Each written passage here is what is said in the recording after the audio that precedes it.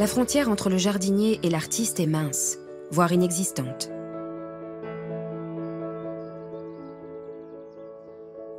Le nôtre, le célèbre créateur des jardins de Versailles, aurait voulu être peintre.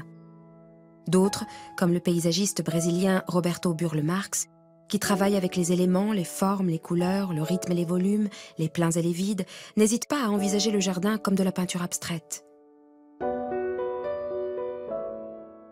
Et dans la peinture, la littérature, le cinéma, jusqu'aux jeux vidéo et la bande dessinée, la figure du chef de la botanique devient un magicien et un personnage clé de la création.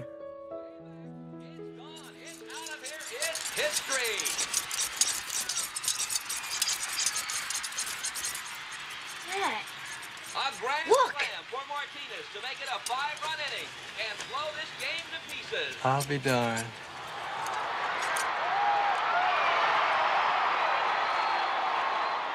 Il y a des dialogues qui sont incessants entre les peintres, les jardiniers et les paysagistes. Et la figure d'Hubert Robert, par exemple, incarne à merveille ce passage d'un art à l'autre qui fait que les jardins ne sont pas conçus dans un monde à part, ils sont conçus en dialogue avec le dessin, avec l'architecture et surtout avec la peinture.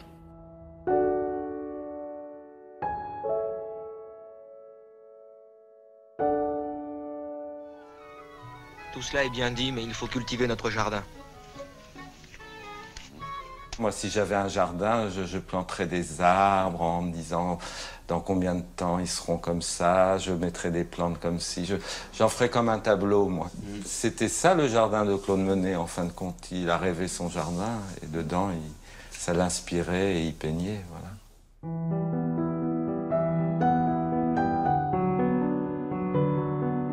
Le jardin impressionniste, c'est d'abord un jardin réel qui est traversé, qui est cultivé, qui est habité par les artistes. Et l'exemple le plus célèbre, c'est bien sûr Monet et Giverny.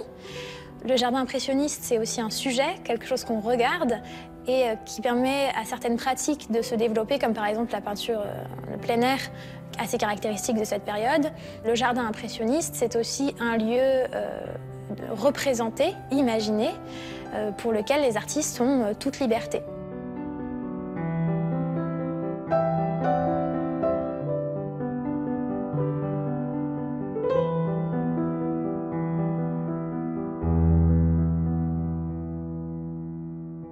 Claude Monet, le jardinier en chef du monde artistique, refusera les fleurs sur sa tombe, les préférant vivantes et flamboyantes.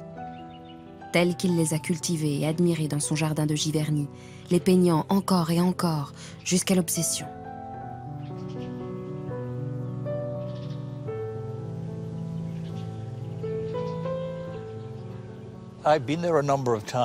J'y suis allé de nombreuses fois et je connais bien ces peintures. Il représente certainement le début de l'abstraction, entre la fin du 19e et le début du 20e siècle.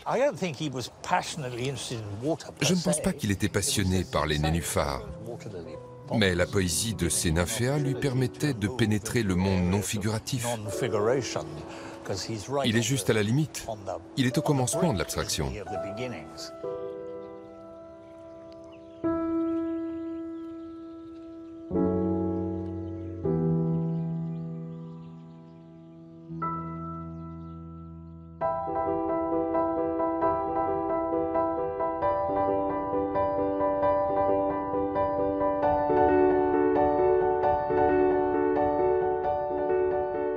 De Georgia O'Keeffe à Warhol, en passant par Calder, Cy Twombly, Cunningham, Delany ou Matisse, la fleur n'a jamais été coupée pour rien. C'est un bijou dont l'écrin passe du jardin aux œuvres d'art. Grâce à sa couleur et à son éclat, la fleur est la superstar du jardin et de sa représentation. Elle est la partie d'un nouvel alphabet artistique. Son langage est infini. Chaque fleur, chaque couleur est un symbole que chacun, qu'il se nomme Alphonse Mucha, Giuseppe Arcimboldo ou Takashi Murakami, manie avec exaltation. Ces fleurs explosives jusqu'à l'artifice sont au centre du travail des peintres photographes Pierre et Gilles.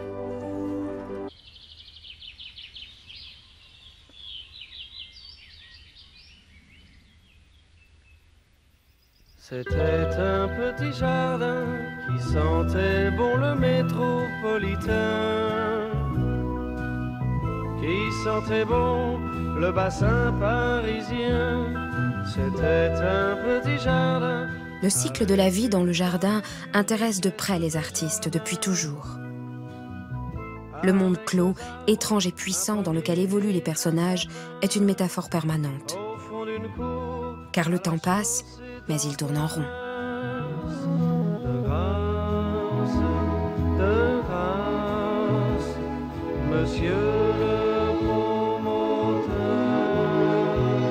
ne coupez pas mes fleurs. Le jardin, c'est l'éphémère. C'est par excellence la forme d'art qui est soumise au passage et aux effets du temps. Comment arriver à représenter les évolutions du jardin, ces différents visages, dans une image qui est souvent fixe, figée. C'est une manière d'arrêter le temps.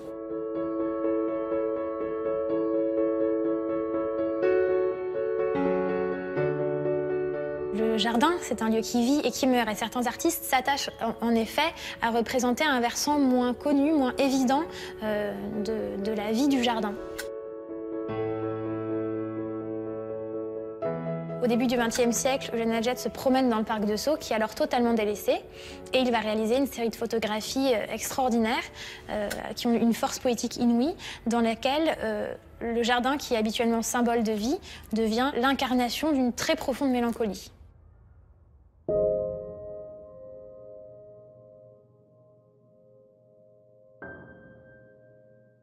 Le fantastique n'est pas loin. Le jardin pousse et envahit la maison. Juste retour de la plante qui tend la branche à son cousin humain. Le jardin et l'intérieur s'entrechoquent ou fusionnent, créant un espace fascinant, parfois effrayant. On rêve alors d'une osmose parfaite, simple et belle, et qui toujours émeut.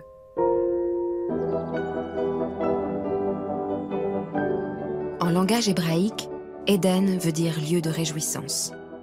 En persan, paradis signifie jardin. Le jardin de paradis obsède l'imagination des artistes. Et sa représentation est devenue notre réalité. Dans les yeux des artistes, le jardin est unique et universel en même temps. Unique, car un jardin est le reflet de soi. Une copie plus que parfaite où tout devient possible, plaisir comme souffrance. Universel, car le jardin est le symbole du lien vital qui unit l'homme à la nature. Le jardin, c'est la quête d'un idéal, d'un paradis qui ouvre la voie d'une création sans limite. Une poignée de terre est jardin. Le bouquet est un jardin. Une rangée d'arbres le long de la route est un jardin. Le paradis est un jardin.